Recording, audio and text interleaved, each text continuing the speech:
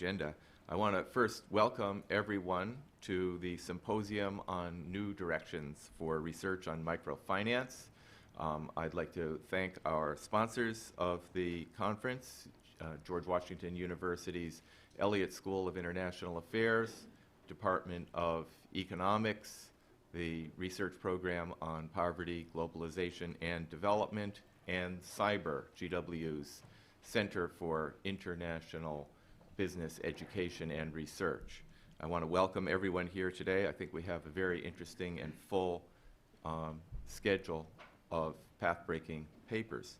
I think it's important just to say something at the beginning of a day of mourning for the tragedies at Virginia Tech. As we know, 32 young people died this week. I find this a very personal event, as my daughter is a freshman there, and 3 of her young friends and 1 of her TAs were all killed. And so even as we remember on this day of mourning the tragic loss of young life here in the Washington area, really, many of us are here because of our ongoing commitment to the continuous tragedy of the loss of more than 10 million children who die of preventable causes every year, the more than 250,000 women who die of complications of childbirth in Africa every year.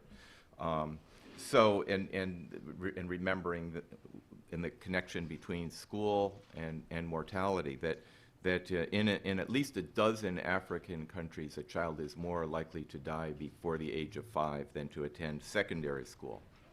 So within that tragic background, if you will, I think it's very important to recognize that we have been and are making some very important progress in the struggle to end extreme poverty. Even in Africa, in many countries, school attendance is up, child mortality is down, and at least the rate of increase of poverty seems to have leveled off. It may be that we've now reached the kind of a high watermark, if you want, in the fraction of those living in poverty at the $1 a day level. And one of the heralded sources of our progress against poverty is the innovation and expansion of microfinance.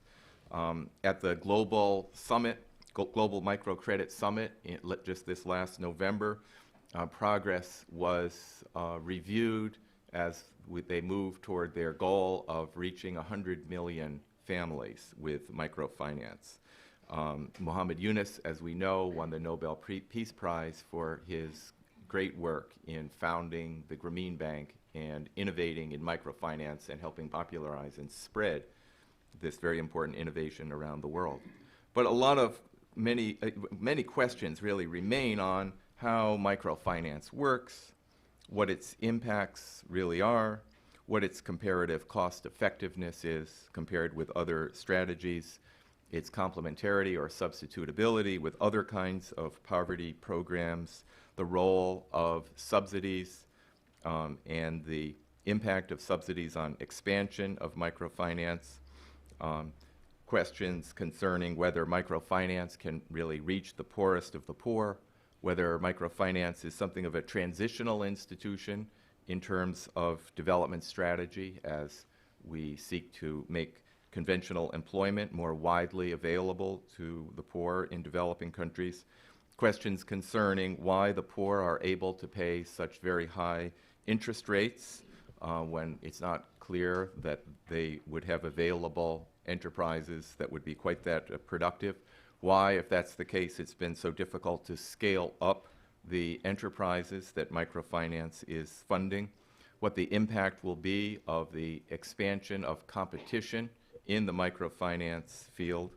And so there really are many unresolved questions for scholarship in this field. And each of the 5 papers that are being presented today address one or more of the important unresolved questions with some important innovations. The first paper, which will be presented by Elizabeth Sotolet, looking at the supply and demand of credit Information, again, is going to look at the role of information. It's going to look at competition among microfinance institutions. Joe Kaboski's paper with Robert Townsend is going to offer some innovative ways to measure and understand the impact of microfinance. Jonathan Conning's paper with Jonathan Morduck on social investment is going to look at the role and impact of different kinds of targeted subsidies, a continued question. Shaheh Emran's paper with Mahbub Morshed and Joe Stiglitz is going to look at questions about how repayment can be so high in the face of high interest rates, different views about interest rate elasticity, and failure, again, of borrowers to scale up their investment projects. And then the final paper of the day, which will be presented by Dean Carlin in joint work with Jonathan Zinman, is going to look again at impact assessment and look at how the relaxation of binding credit constraints can affect both borrowers and lenders. So each of the papers that we will be hearing from today are making significant contributions to addressing these major unresolved questions for scholarship on microfinance. So without further ado, I will introduce the first paper at 9:45. Look at that. That's what I was hoping for, but it doesn't always work out that way. We're very pleased to have with us both Elizabeth Saudelet and Alain de Janvry. Elizabeth will be making the presentation of this paper, The Supply and Demand Side Impacts of Credit Market Information. It's joint with Craig McIntosh of UC San Diego. And both Elizabeth and Alain are professors of agricultural and resource economics at the University of California, Berkeley, and visiting scholars at the World Bank, where they are heading up this year's World Development Report, which is going to focus on agriculture and development. They're both leading and influential figures in development economics, authors of hundreds of publications in scholarly journals, along with books and monographs. They're both extensively cited for seminal contributions in many areas of development research, in poverty programs such as conditional cash transfers, demand analysis, behavior toward risk, technological innovations, land reform, rural development, price policies and general equilibrium models, equitable approaches to stabilization and development and adjustment, conflict management between aid and trade, household behavior under market failure, classical and neoclassical political economy, theory of agrarian institutions, and many aspects of environmental management and sustainable development issues, as well, of course, as microfinance. So the scope of both of their works are extraordinary in its span from micro to macro, theory to empirics, roles of markets, roles of government, roles of civil society, and indeed across disciplines. So it's really a great pleasure to welcome Elizabeth Saudelet for the opening paper. Thank you. Thank you very much for this introduction, very generous introduction, and thank you for inviting us to participate in this symposium. So, and this is, as you mentioned, work joined with Craig McIntosh, a colleague from UC San Diego, and Alain is here also. This paper is about the changing institution, the institutional change in the market, in microfinance. We know that asymmetric information plays a central role in credit market. Because of that, there was the development of these very particular institutions, the microfinance, which has a lending technique which is heavily based on intense selection and intense monitoring of the clients. At the beginning, it works with essentially monopolistic NGO that could really monitor their own clients. But over time, the sector became very profitable and expanded a lot. Competition entered into the sector, and then problem of information crept back as well. Feedback at that time. So then we saw emerging the beginning of a new institution, the credit bureau, which has been on in our world here for a long time, but did not really exist, and certainly not in the area of microfinance. Even now, even though there is a lot of credit bureau created all over the developing countries, only 8% of them actually do cover microfinance. So this is a very new institution. Because information was at the center of the problem of lending to the poor people, you would expect that the creation of an information mechanism by the credit bureau is going to be to make a big difference in the sector. So the question that we are asking ourselves is that how is the presence of a credit bureau is going to change the equilibrium in the market? Does it mean that who is going to be selected in, selected out of the credit market now that there is information sharing? What's really interesting is that the credit bureau, which can influence both the lender and the borrower. The lender, because now they know the credit history of the borrower, and the borrower, because they know that the lender knows. And that may influence their way of behaving because they will have consequences for them. Their behavior is going to be traced and will have consequences for them. They are watched by the credit bureau.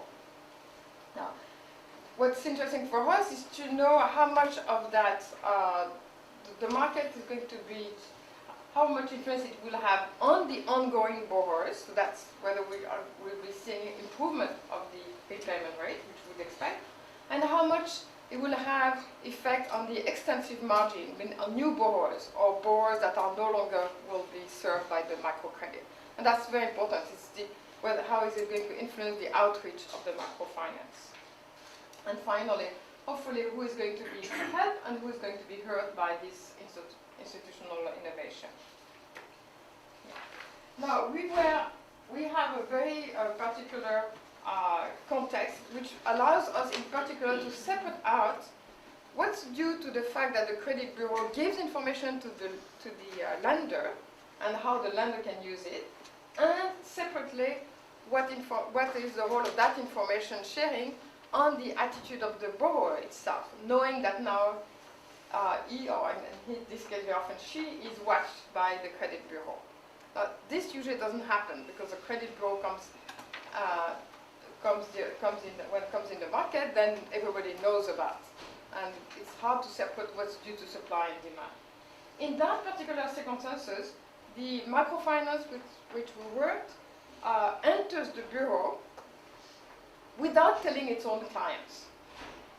You may wonder why they would ever do that, because in a sense they are sort of missing an opportunity. The truth of the matter is that the type of relationship that the microfinance has with its borrower is a relationship very much based on trust and information. We know you, you know me, etc. And they were afraid that by telling their borrowers that they actually report their behavior to a credit bureau, it would give the signal of lack of trust and therefore could have backfire on them. Okay. So for a reason or another, that's the reason that they didn't tell their clients. In addition to that, so in a sense that first period we only have the role of the credit bureau as it influenced the lender. In addition to that, which is important for us, they enter their different branches over time in a staggered fashion, which for us is going to be very important in terms of identifying the role of that information. Okay. Then when we came in and studied that, talked to them and talked about them, what a missed opportunity. I mean, if only they knew, they would behave better. And we convinced them that, in fact, we could try to inform their clients. We don't. Nothing is given for nothing. So in doing that, we negotiated as well that the clients that we will train with them would be, this will be done with a randomized experiment. Okay. So this is what we did in the summer of 2006 to 2005. Wait, I may be off on the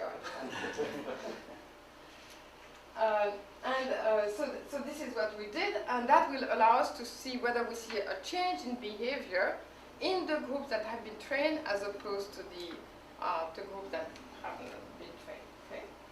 Now, once we've done that, then in sort of the data availability was difficult to negotiate, but easy to collect once we had negotiated it.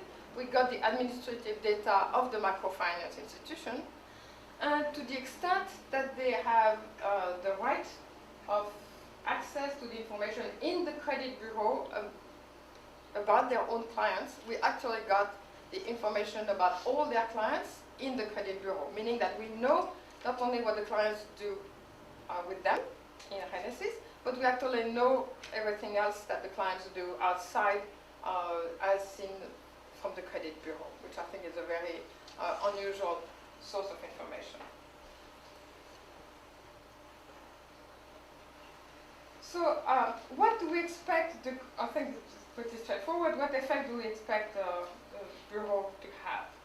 Well, from the lender's point of view, this is essentially knowing better who are the potential clients. So it's a question. It's a question of selection. So this will allow us to improve the information and reduce the asymmetric information, the adverse selection problem of not knowing exactly their clients have.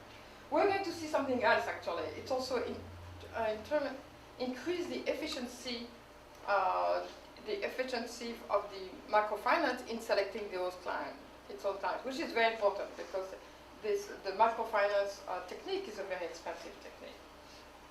Now, on the side of the borrowers, what influence does it has on their behavior? To the extent that they want to get credit from somewhere else, then they should be concerned about the information which is spreading outside. To the extent that they only want to borrow and continue to borrow within the institution, nothing changed in a sense because the institution knows that. Okay? So we should see a differentiated impact on those borrowers that really want to graduate outside and those that have no real need to go outside. Okay? So that's the main impression they have. We should also see, and that's sort of a main concern that the microfinance have in entering the bureau, we should see some of the best borrowers taking the opportunity to actually get outside of to better lenders. Because the microfinance system works by having the sort of the reputation being completely private.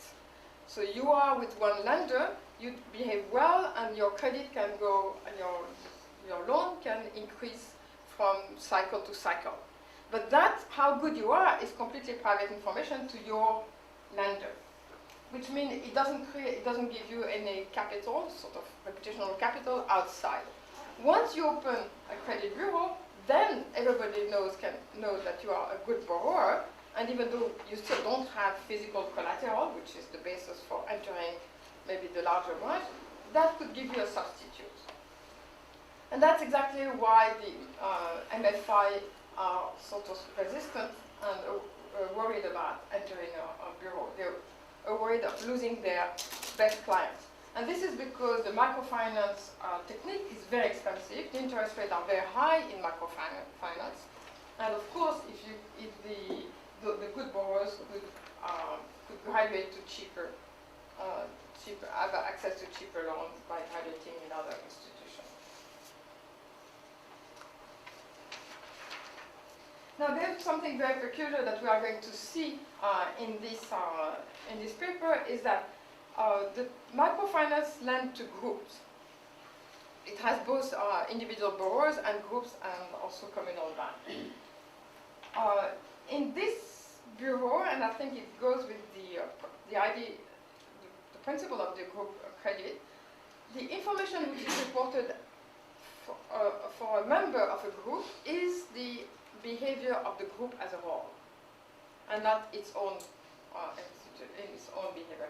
That is completely consistent with the notion of a group. We are jointly liable for a loan, and therefore, if somebody else doesn't pay, we are actually liable, and we should share the blame for that happening.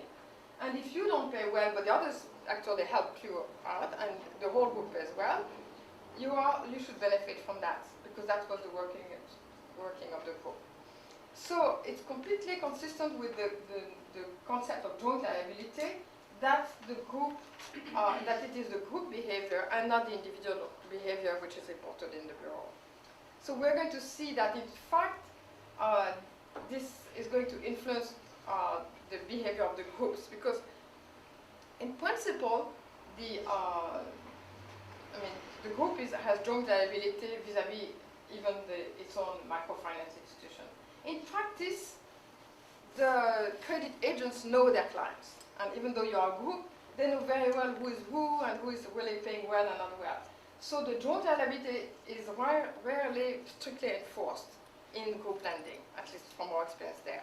As when it becomes a little digit somewhere in a credit bureau, then this is very strict joint liability.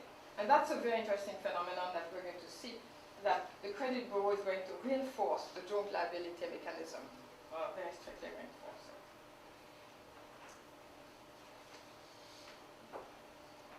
Yeah, I think I've said most of that. So it's essentially that the credit bureau is really coming now in the area of microfinance, although very few of them are still. Here is the context in which we're working. So the credit bureau, which is called Credit, we're going to see that afterwards, started in 2001. In fact, it's a credit bureau which is specialized on microfinance. So it's all the upper end of the microfinance in Guatemala, and then the group credit part of the commercial banks. Okay. We collaborated with that very large microfinance, Redesis, which has 60,000 borrowers, but we have it. Now, there's those three kinds of clients I was mentioning. There's the individual borrowers, that's the usual that we know. There are the solidarity groups, which are groups of 2 to 5 borrowers, small groups, with joint liability, and most of them have some sort of collateral, although usually little, or a cosigner or something like that. And then the communal banks, which are the large group, 20, 30 members. And those large groups are the ones which have the smaller loans and are very, very credit constrained. And we're going to see a difference of behavior between them. Now, in terms of the use of the credit bureau by the microfinance institution, they essentially use it for the individual borrowers and the solidarity group, not for the communal bank.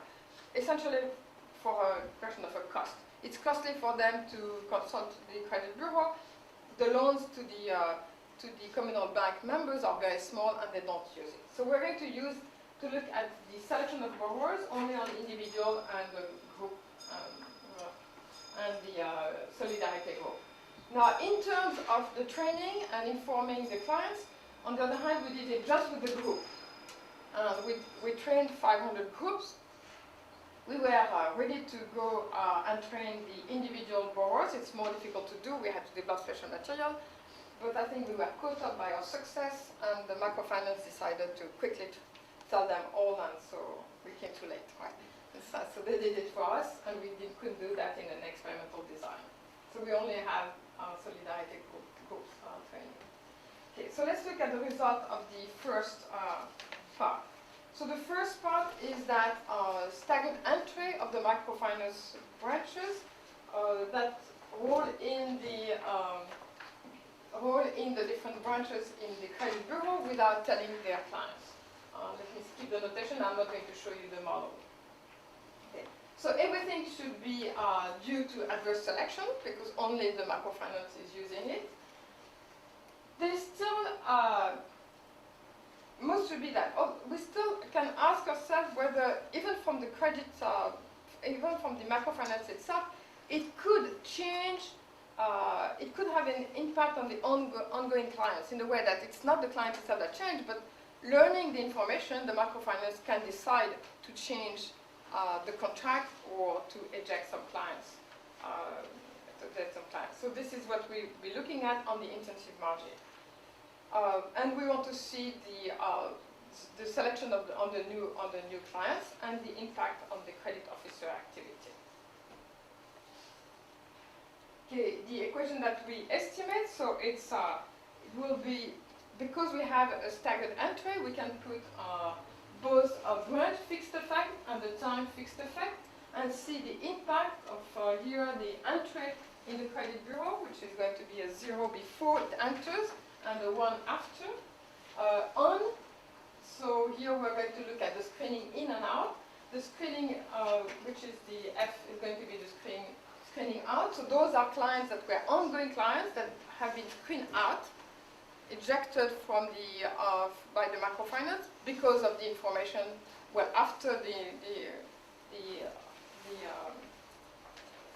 the microfinance has seen the information in the credit bureau, and the screening in, this is on the new clients. So let's look at some of these effects. Here, this is just on the number of clients, the movement of clients, and I think it's quite interesting to see what's happening here.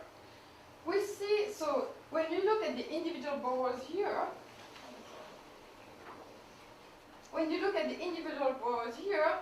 we can see, so this number tells you it's the increase, so it's the treatment effect, is the increase in the number of borrowers which are living. Now, there's a very large turnover in the microfinance all the time. In a way, there's always, in fact, there's a lot of clients that enter at any point in time, but a lot of clients that just don't come back. Okay? So it's not that all the clients that we don't see coming back after the entry to credit rep, they are not always ejected by the MFI. Many of them actually do stop taking loans. So it's the difference that we see. So we see in those branches which have entered into credit rep, there's 17% more clients that leave the MFI than there is in those branches that are not don't use credit rep. So that's what we measure as the impact of credit rep. We see the same thing for the borrowers, the number that leave. So mean that within the solidarity group, there's 13% more borrowers which we don't see anymore. We don't know whether they've been injected, but we don't see anymore. And then we also see, on the other hand, which is interesting, we see relatively less over a group that leaves. So in a sense, the cleaning up, if I could call it this way, the cleaning up of the clientele is based on ejecting a lot of individual borrowers, and ejecting a lot of members of solidarity group, and by doing so, then you clean the groups, and then you have less groups that leave altogether. So it individualizes, in a sense, the information on the borrowers. We see at the same time a huge increase in the number of clients which are selected, 17% of individual clients. We see no entry within group, and that, in a sense, makes sense because it's the groups that choose themselves to enter, that choose members to enter, that call members to enter. So, and the group were not aware of what was happening, so there is no reason for that to change. But we do see many more. We do see many more groups that enter. Okay. Now, by seeing a large number of members that leave the group, and at the same time no new members that enter the group, we're going to see a dramatic drop of the size of the groups. And you see that from an average of, I don't know why everything goes sideways, but from an average of about 4 members to somewhat less than 3 members. So here on that graph, we align all the branches enter at different times, but we align them here, and we see a very dramatic drop from the numbers they had just before, 1 month before, to the number of months after. Very quick. Something about the entry, which I think is going to be very of individual clients. This is the number of new clients that enter every month. So it is a growing MFI, and you see a lot of new. And what you see happening here is that just at the time where they started to use a credit bureau, they could suddenly increase the number of dramatically increased the number, and then they took back their pass afterwards. They went back to their pass. So there's a huge increase in the size of for the microfinance, and then they could go back to their normal rate of growth. Okay. Now let's look at the repayment performance now of the new clients. So to see the performance of the new clients, we're looking at the performance of every client, new client, on their first loan. You can't look at, it's very important to keep that only on the first loan, because after that, then you have, of course, selection. If they didn't pay well, they are staying in the fund. So this is on the first loan of all the clients, those which are selected before the credit bureau and those that were selected after the credit bureau. And what you see here is that, so we have different measure of, two measures of delinquency. One, which is whether the sum of the fees that they pay because they were late, and they pay fees as soon as they are late a couple of days, is more than 1% of the principal. And the other one is when they're really delinquent, which is more than 2 months behind their last payment. Okay? So we see a very important improvement on the first loan. And the 6% decline in the number of clients which are late is very important because the mean value is 23%.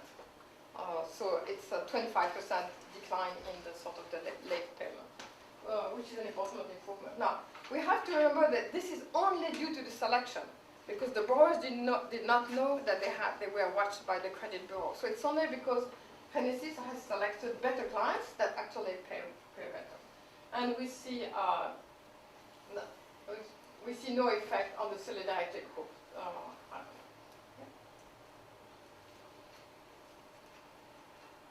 Now, what's also an important result for the MFI is that not only are those clients better clients on their first loan, but there are also clients which are going to have a better growth in the future. A major cost for the MFI is the number of clients that come and only take one loan, and potentially two, but very often one loan, and then don't come back again. We don't know actually why they don't come back again. But even if they had paid well, likely because they find it too stressful or they don't need it or whatever. This is extremely costly for the MFI because the recruitment of new clients is very expensive with all this monitoring that they have to do.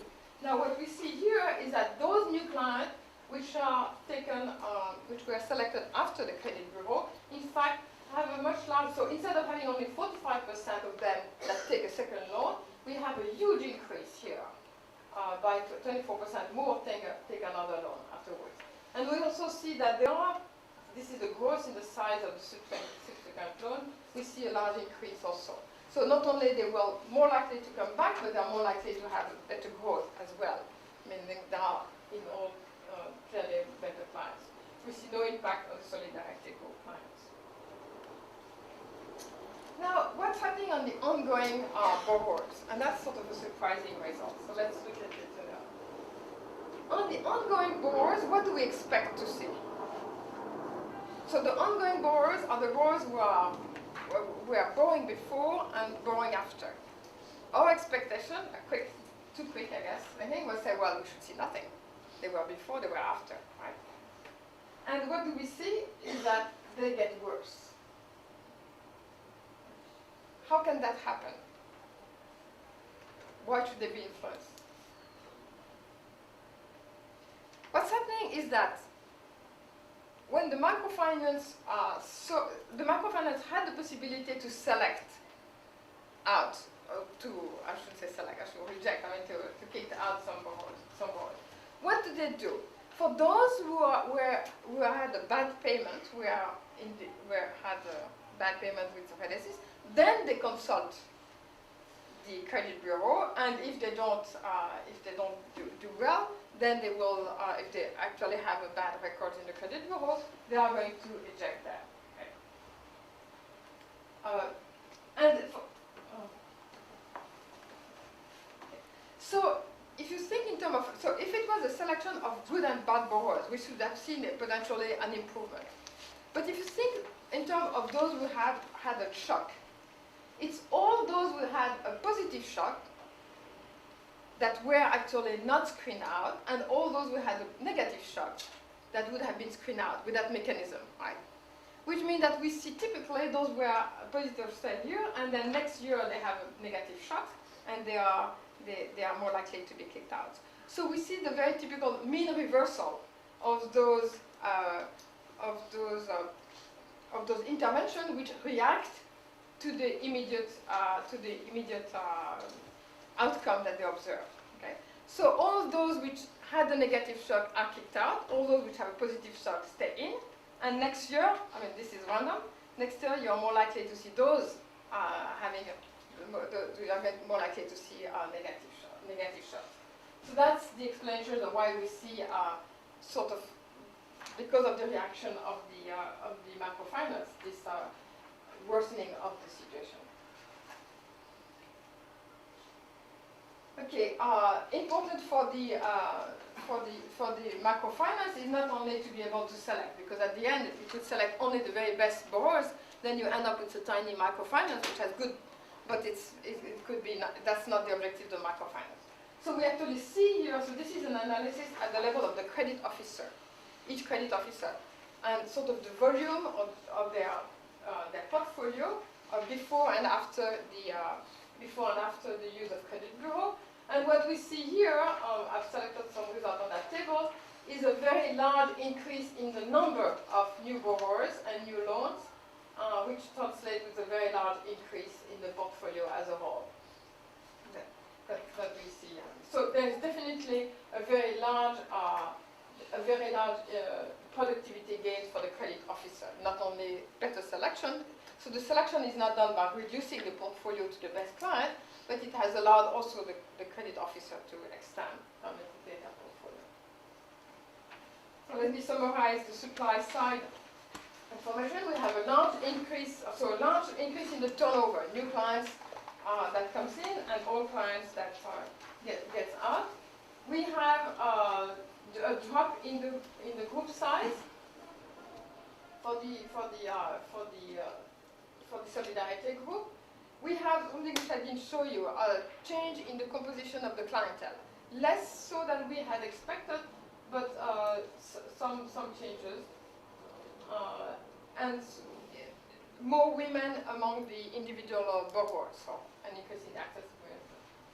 And then we have improved selection of clients with new higher repayment on the first loan, more stability of clientele, many more of them actually stay a second loan, and a higher growth in the loan size. It's of course, you can ask yourself, well, everything is so good, is there any negative impact? I mean, we, as economists, we like the trade-offs, trying to see what could be the negative. Then you wonder, I mean, it's a new mechanism. Could it have any negative effect on the clientele? And we've been looking for and trying to search for who could be affected by that. I think the problem with this credit bureau is, the main problem is probably the fact it's a very short memory. It's 2 years. Many credit bureaus go up to 5 or 7 years. And the problem with the 2 years is that we have a truncated information. Whatever happened to you in 2 years, you have a shock, then you look at over 2 years a bad repayment. Well, maybe this is just one in your 10 years of loans, but no, 10 years of having taken credit. But nobody knows the past 8 years. So the fact that it's, in principle, information should not hurt anybody. But I mean, it should hurt the people who are bad borrowers, but that's fine. I mean, in terms of economic terms, that's no problem.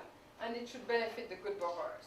In that case, because it's truncated information, then it could have some negative impact. It sort of hurt the people who had shocks, because you don't see their long-term pattern. You see the shock over a short-term pattern. Okay, the second part now, this is a few years later then, we did that training of groups and informed the borrowers on how the bureau works. Okay. We trained about 500 groups, a third, yeah, well, you have that. Both community bank, 163 community bank, 107 solidarity groups, the small groups. And we trained them both on the positive and negative side. So that was a bit of a negotiation with the MFI, because they would have loved us to train them on the negative side, which is, okay, if you don't behave well, everybody's going to know and you won't be, this is going to be terrible for you, bad reputation. But we also train them on the positive side, say, well, all these people and those banks, especially those which are higher tier banks, now will know that you've been a good borrower, and of course, they're more likely to accept you as a good borrower.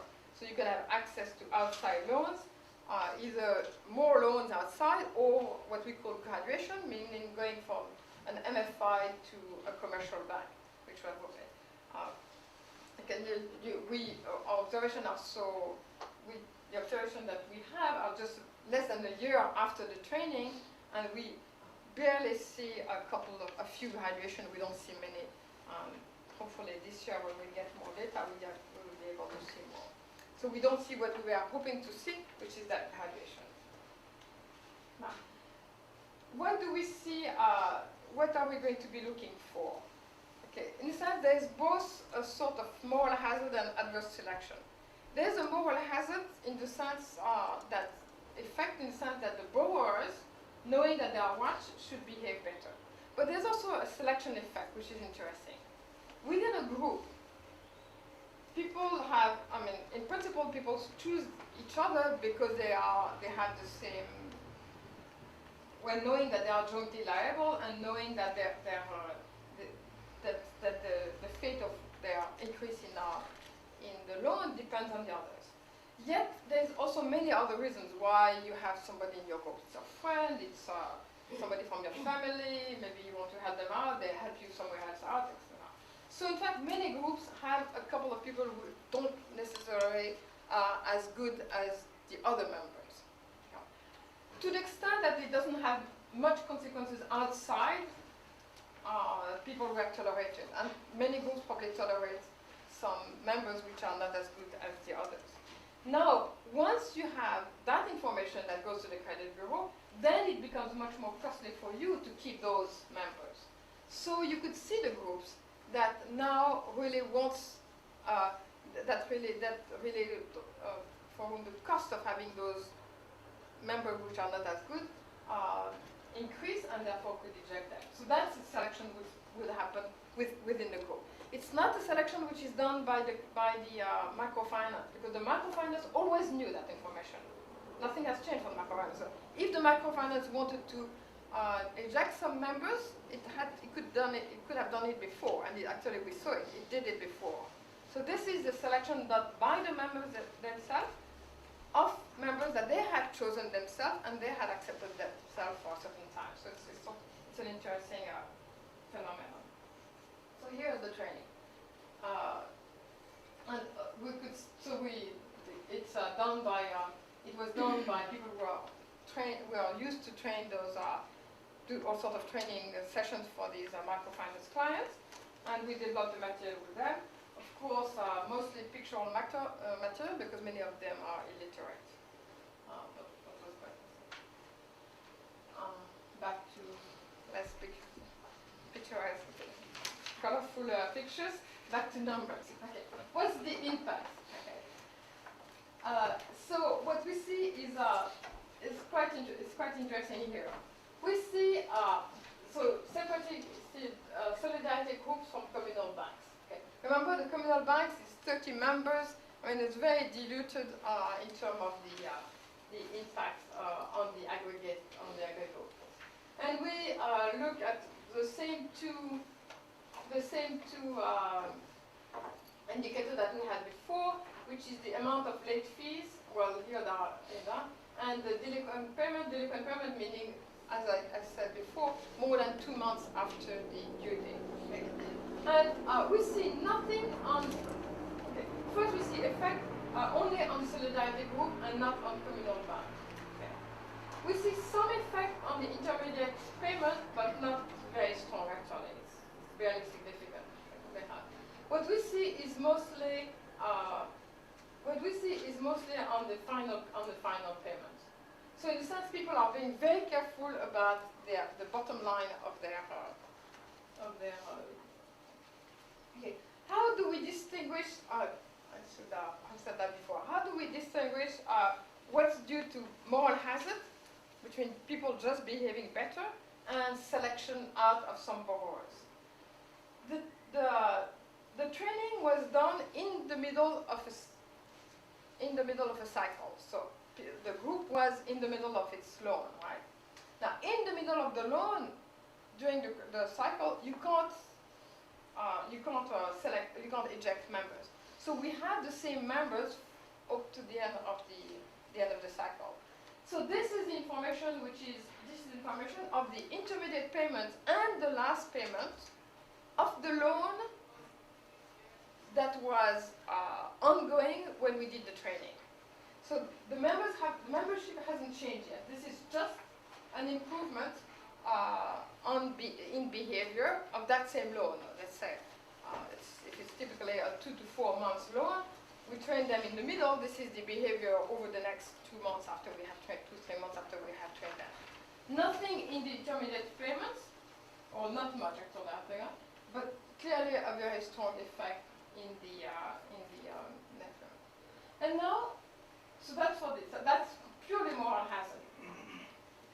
And now we can see what's happening in terms of the loan which are after a cross-loan cycle. Do we see improvement in the repayment rates of the loans after that? So they have selected in between those loans, they can select out or not keep some members. Okay?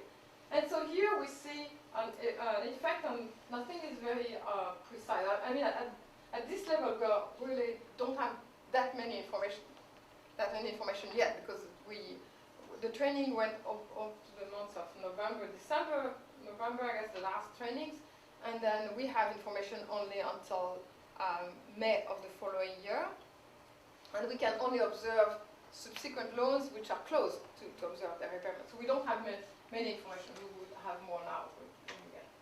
So we see, so this is well controlled in terms of the selection because we have group fixed effect, and then we can see a decline only on the overall of 7%, but it's mostly due to the solidarity group, and we see very little and absolutely not significant in the communal bank. Okay, so we see some selection. Those selection is moral hazard, but we're going together on the improvement after the training.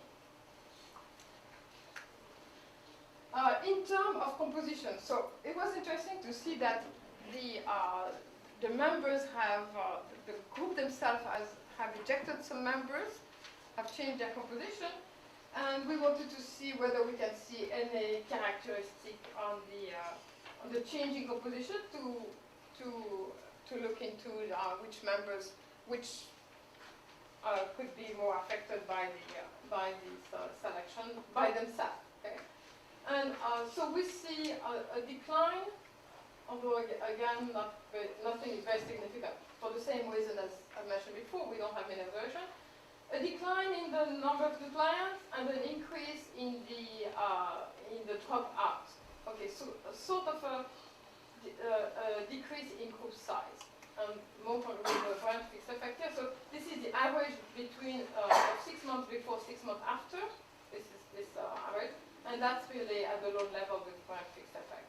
So we have we see more dropout and less new clients. Okay. What we see also is again nothing else. A decline in the share of the women in the groups. Again, a decline in the share of women among the new clients, and an increase in the share of women among those that drop out. So there is definitely some recomposition away with smaller groups, somewhat smaller group, and relatively less women in the share of the among the clients that we have. Okay, so did the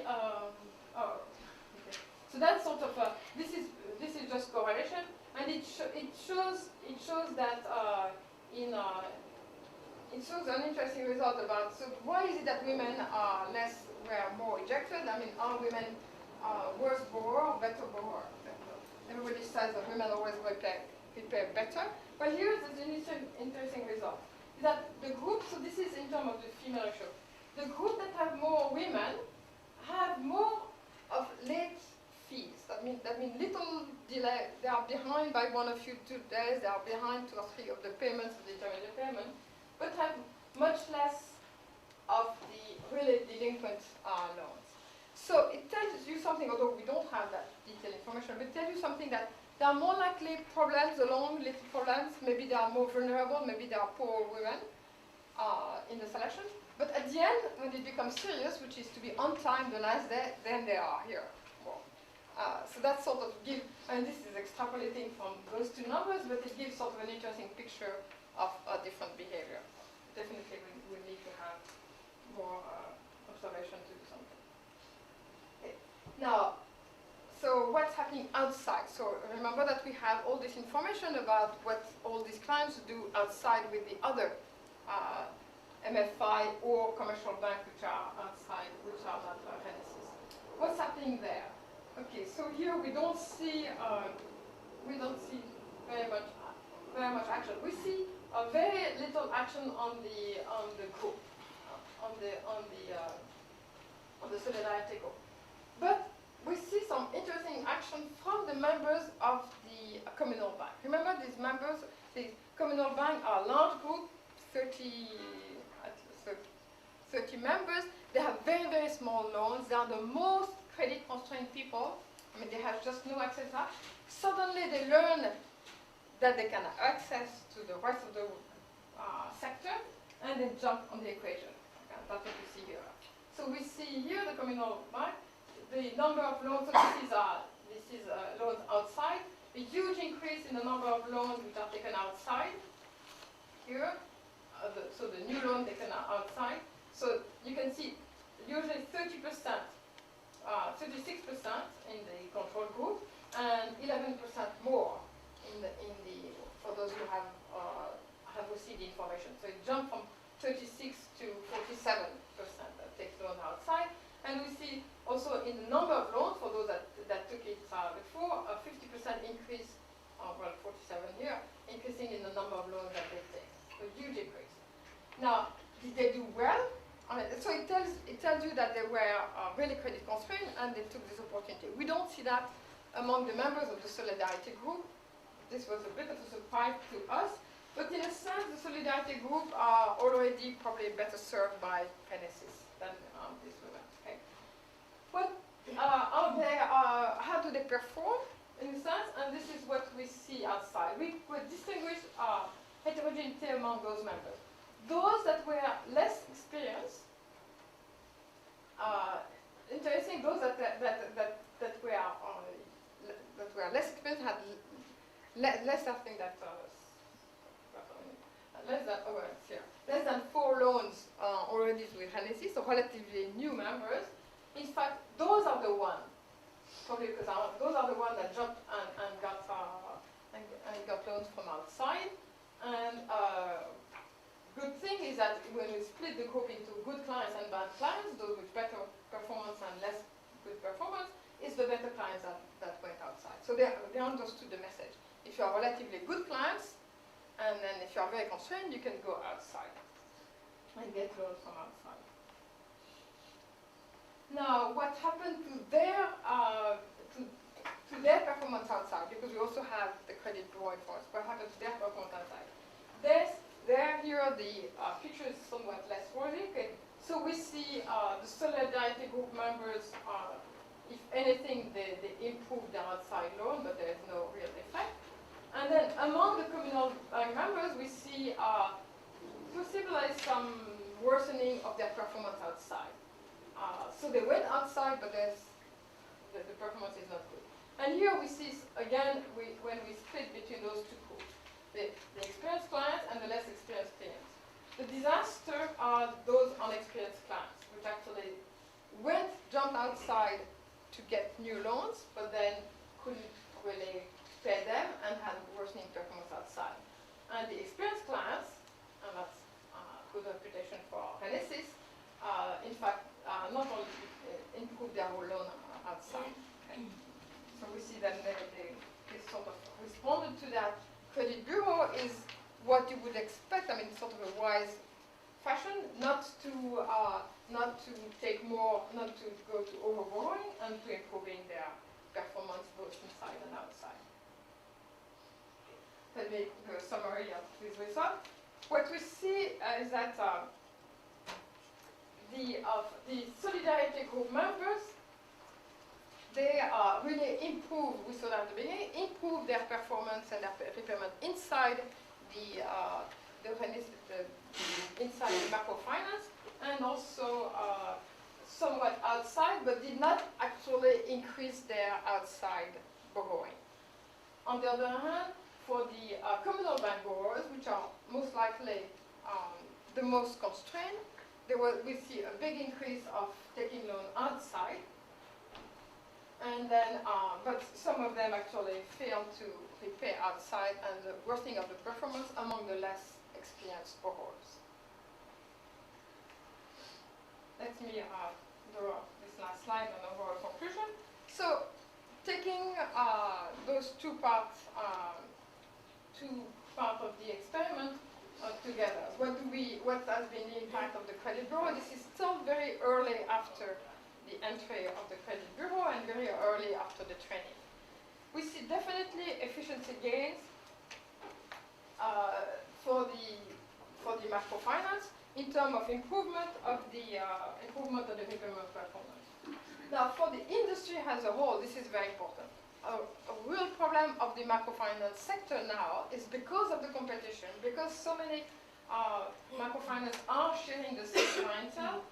The worsening of the performance is bad for the whole sector as a whole, and eventually to the clients themselves. I mean, if there is bad repayment rate, obviously the interest rate has to go up. So, even though there's not an immediate improvement in term and lessening of the interest rate for this MFI within the next in the 2 years that sort of followed the entry into the credit bureau, obviously this improvement of the clientele performance is going to improve the terms in which the clients can borrow. So we should not see that just as an increase in profit for the sector and for the microfinance. Eventually, it will also trickle down on the clients.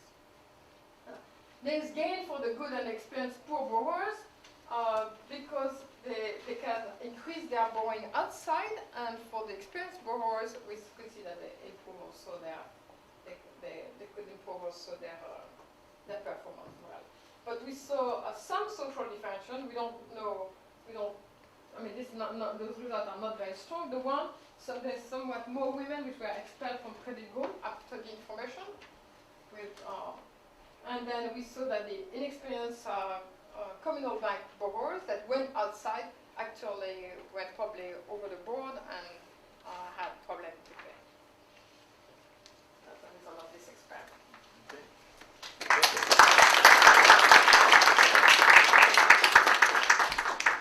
Hi, just have a quick question. Do you observe whether other competing microcredit institutions access to this credit bureau information at the same time or in different time periods than the one that you are monitoring? So I have in mind if you have a small town where you have these two institutions and there are some technological constraints to get access to this information. So in that case, perhaps both competing microfinance institutions are going to have access to this new information at the same time. And perhaps there may be some spillovers between the clients because both of them are going to reject, or I don't know. That's right. So here, the credit bureau, that's something which is a bit difficult in the analysis we do. The credit bureau was started only in 2001, right? So 2 years just before that. And the Renesys was one of the first. They started at the beginning with the 5 big microfinance institutions. And then throughout the period that we observed them, there's the number of microfinance that are competing in a sense because they're all in the same area. The number of microfinance that enter the credit bureau has increased. Okay. we don't. When we look at the outside borrowing, that's one of the problems. When we look at the outside borrowing, we always have to control for that, because it could be that we see more borrowing. It partly could be because we see more borrowing because there's more microfinance entering the data, or it could be that we see more borrowing because they actually borrow more. What would be the interaction between the two microfinance looking at the same credit bureau, what we are expecting to see, to the extent that we can rank them, and there are some which are better, which are at a higher level. What we wanted to see is whether we could see a shift of the clients from Genesis to, for example, a bad cafe, which was giving loan in inverted terms. So that's how the fact that two microfinance look at the same credit bureau could influence the clientele. They can take each other's clientele.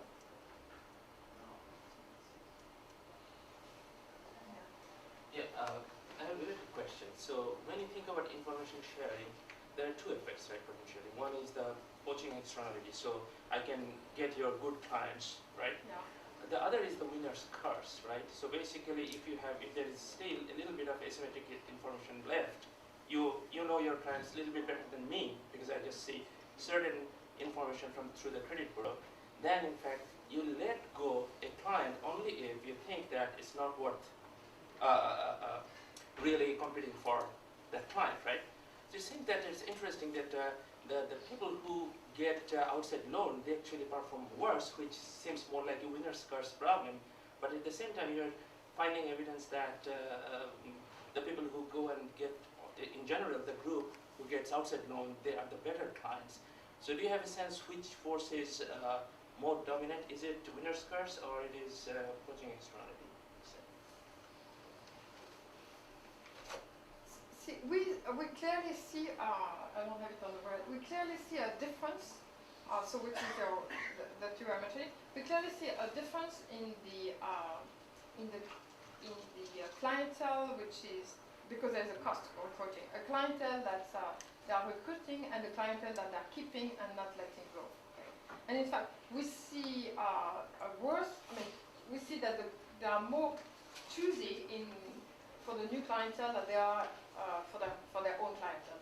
For those that you say is that they have more information about them, and it is costly to both recruit and probably costly also to let people. Whether they so what we are looking, so those that let me take that, those that we see living. If we want to see who is living and whether it's the better clients or the worst clients in the group which are living, because we can have both. The better clients live or the worst clients or the not so good clients live. We would want to see whether the group after selection changes, and that would give us a sense of who in the group has left, because we don't know the performance of the individual in the group, right? We can only observe the group. So there was not, we didn't have enough evidence. This is much too able to see that, but that's what we are looking at. We wanted to see whether we could separate the groups that improve their performance, in which case it's the group which has selected out the bad borrowers, or whether it's the group that worsen their performance in a way the best clients get out because they don't want to stay with those groups which are not doing well. Do you have information of the overall performance of the microfinance institution, like the profitability during this time after the entry into the country? So our approach to that has to be to look at the credit officer level, because overall the institution is growing, so we can attribute the growing to that to the use of the credit bureau. Overall, the microfinance is improving as well. Overall, the microfinance is an environment which is more and more competitive. So there's a lot of things that change over time. So we cannot really attribute to the credit bureau those changes. So the only way we did it, including the increase the number of credit officers. What we looked at is just at the size of the portfolio and the quality of the portfolio by credit officer, thinking that the unit of analysis of a credit officer rather than the microfinance or the branch is better. We did the same analysis at the level of the branch, and we find also the same positive result. But it's hard to really disentangle. Yeah, I guess at the branch this is correct. We can do it at the branch level as well.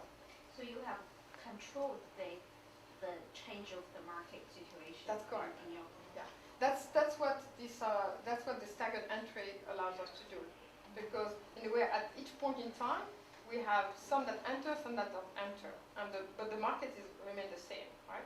So what we have, what we call the time fixed effect, control for everything that happened outside, control for everything which happened at the level of the institution as well. Do you know, have an idea of what percentage of the existing clients and then the ones that come in actually have a credit history in the credit bureau? A large percentage. A large percentage. Now, again, there's a two-part in that. A large percentage and an increasing percentage. Because at the beginning, the credit bureau started with 5 or 6 institutions. I mean, those which are the most, those that matter most. But there's still a lot of institutions who are not at the credit bureau. Towards the end, there was a larger number of microfinance that were in the credit bureau, but there's still others which are outside. Okay? So we see an increase, but I forgot the percentage. I don't remember. I think it's even at the beginning was close to 60%, and I think it's a larger. But I'm not sure of the numbers. I think we report it in the paper. You mentioned and showed a slide of training, and you said that you trained both using bad training and good training.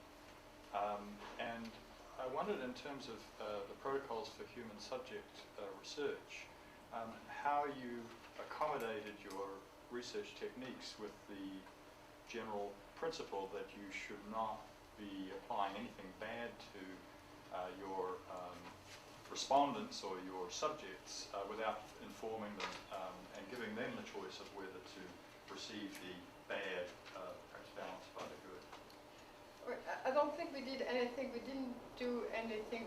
We went through the Berkeley human subject protocol, so that we certainly respected it. We did tell them. We told them about what would be the bad consequences of them not paying well, in the sense that the information is going to be known. So we didn't give them information which will be bad for them. We just told them of what are the negative consequences of them not paying well, of the use of the credit bureau, and we give them the positive consequences for them, which is that if they are good borrowers, then they can go outside and get more. So that's what we did. I misinterpreted what you said. When you said we gave them the bad consequences, you didn't give them that information knowing that this was not effective as a way of training potential borrowers. No, we really tried to train them as completely as possible, so all the consequences of their information being in the credit bureau. Okay? Now the Renesis, the institution would have a lot like us to tell them only what's in their advantage, which is if you don't pay well, everybody is going to know it, right? Which is to use the threat. Okay, we give them both the stick and the carrot, and we tell them if you do well, then you don't have to pay that 70% interest rate with Renesis, you can go somewhere else. So that's what we did, is to make sure that we give them the balance. Okay? We did not choose whether the information was entering or not credit bureau. That was done by Renesis and was done before anyway. So that we had nothing to do with that. The establishment of this credit bureaus break down the necessity of relying on trust and personal relations and depersonalizes the giving of credit. But is it accompanied by legal institutions that protect the privacy and the information of the individuals who are borrowing? It should. I don't know how much it does. Okay. Let's say, I don't know about the privacy in the sense that so what Renesis did, which is not to tell the clients, I doubt that doesn't respect in a sense what we think we should have, which is the fact that they should know that their information is shared. Now it could be that it's written somewhere on in the documents, but the women don't do it. So, but that I don't think. I mean, we could not have done that. We could not have passed the human subject protocol if we had done that. So that's not feasible. The thing which concerns us more is that there's a lot of errors in those credit bureaus. And to what extent, first, if they don't know it, which they don't know, if they don't know the information or they can't understand, then they can't, in a sense, complain. And there is no. And even if they would complain, obviously there was not yet any mechanism to correct it, or to correct it regularly. And we saw those findings of errors. Now, this is a new institution, so I don't think we should blame them yet. I mean, they have started that, which is very innovative. Hopefully it will improve. But at this stage, I don't think it's, I think it is a problem that I'm sure some clients have wrong information and maybe denied credit for no fault of theirs, in a sense.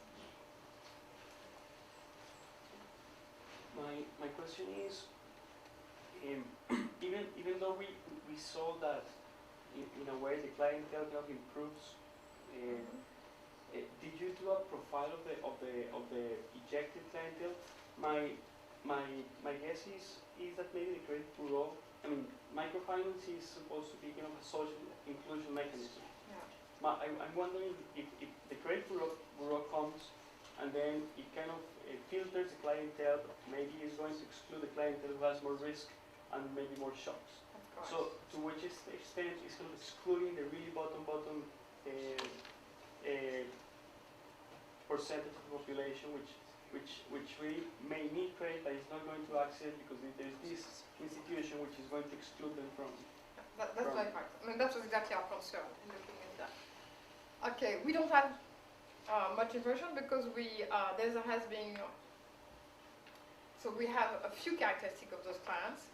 The main characteristic that we had in terms of their assets and things like that, there has been also a change sort of the amount of information which has been entered in the system at the same time as the credit bureau came in. Okay.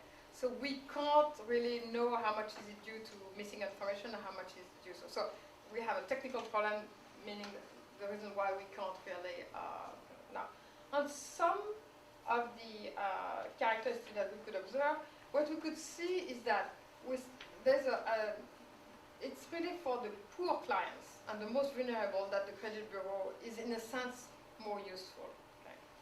It's that those are the clients which are the more difficult to select. I mean, those who are wealthier, it's sort of easier because they have always other resources they can pay. So it's for those clients that the credit bureau is very useful because it allows, so let me give you the positive side first and I'll come back to negative. The positive side is that among those poor people who have little assets, then you can see from the credit bureau that despite their little assets, they have been paying well and they are not over indebted. So it's both a positive and negative impression. They are not over indebted and they are paying well and therefore we can give them credit. That's the positive side. As when you look at their house, they are just as poor houses as the others and then you select them out. The negative side, so in a sense, it will help I would call them the good poor. In a sense, the poor people which actually could take a loan and would be able to repay. Right? Those that are hurt is what you mentioned is those that have shocks. And I think this is largely due to the short window that we have in the credit bureau. Because if you had 7 years, people who have shocks, okay, they may have bad payment once in a while, but eventually they'll pay. And you could see that over 7 years. You could see that they have late payment, but they never, like we saw for the women, they have a lot of little late payment, intermediary payment, but at the end, they don't have default. They don't have real default. So if you have enough information, then you would see that, which means they are vulnerable, but are good payers. Right? So the negative side is, but the fact that you can't give any more credits to people who just can't pay, that's part of credit. I mean, we should not confuse. So the role of the MFI is to bring in the credit system people who are poor people, don't have collateral but can pay back. It's not to give money to those who can't pay back. That's the social welfare, which is useful, but that's different. So it allows also to separate those two functions of the microfinance. Can you tell us about the frequency with which a credit bureau or MFI lender would have to report their information for their current information back to the credit bureau? Once a Because month. once a month, because what I'm concerned about is that the quality of the system is changing over the year, and you're not capturing within the year, and you're not capturing that with your year fixed effects. Oh, we are not on a year fixed effect. It's when we're looking at it's either a month fixed effect that we have, or it's a payment fixed effect. So we are on a much shorter window.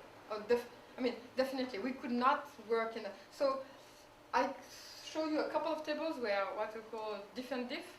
Those where some of them were, so it was just a before and after, a window of 3 months before, 3 months after, 6 months before, 6 months after. But those we have fixed effect. It's either a month fixed effect or a payment fixed effect or a loan fixed effect. So this very because you're absolutely correct. There's a lot of changes over time. Could you just re-summarize the results that you had for women? I mean, in the moral hazard one, it's read that women were expelled from credit groups after information, but did you have some results also for the adverse selection part of the experiment? We had some, but I don't think they are quite as I don't think they were quite. I mean, they were a bit contradictory between what's happening in the solidarity group and the individual clients. And we saw less women among the individual clients. We saw an increase of women among the individual clients. Yeah, but none of those results are very, very strong and very clear. We report them in the paper, but I don't think they are very. I mean, we don't I was trying to see. think if Dean Carlin had these results where he was trying to test moral hazard and adverse selection. They had this strange results. That women. The differences between women and men in terms of the moral hazard and adverse selection. Yeah. I was trying to see if there was a connection. We don't find any of these sort of behavior. It's a very different type of clientele than the one you have. Those are production credits. Well, I know it's not fungible, but with highway monitoring, Microfinance, is on consumer credit without any monitoring. I think it's a very different type of context. All right. I want to thank you very much.